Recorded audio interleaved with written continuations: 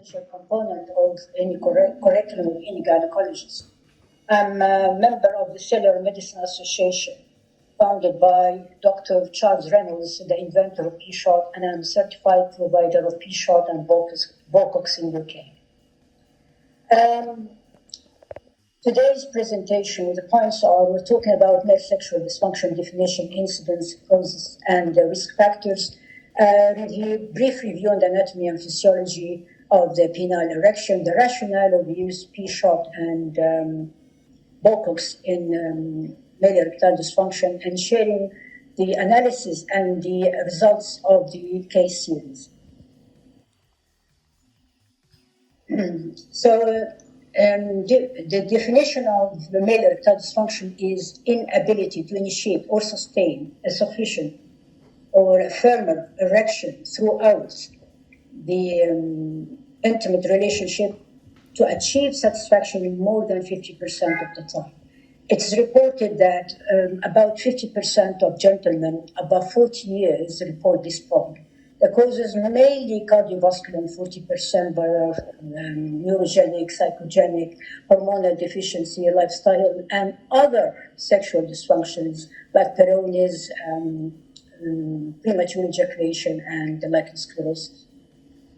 So let's evaluate the available treatment options. In NHS here in UK, we start with the pharmacological type, which we're talking about the Sildenafil, Viagra, Cialis, Levitra, Cipadra, what's collectively termed or named as phosphodiesterase type 5 inhibitors, and allied vasodilators like the prostaglandins E1, prostaglandin, Trinex, etc. Although they are globally used, and however, they have high percentage of discontinuation for the following reasons. Number one, side effects, which is dependent. We're talking about visual disturbances, headache, face flushing, palpitation, dyspepsia that compel the gentleman to stop the treatment.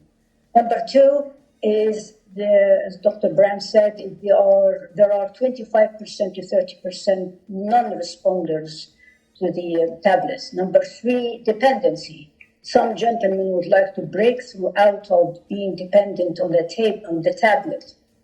They're looking to achieve an on-demand erection. Number four, tolerance, development of tolerance, which is the constant need for dose increment that reflects on the intensity of the side effects. Number five, which is important, that the tablet or PDE5Is worsen the symptoms, especially the pain symptom in cases with peyronie's or lichen sclerosis.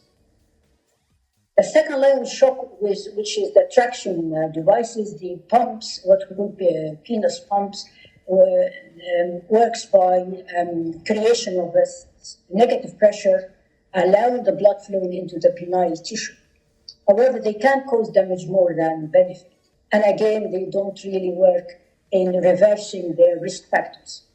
The third thing is shock waves, as Dr. Bosas mentioned, which is in 2003, the National Institute of Clinical Excellence in UK approved the use of the shock waves in Peyronie's disease, but he's still working on other indications. The next option in NHS is surgical, which entails insertion of pump prosthesis or vascular reconstruction, with all the risks of surgery and variable outcome results.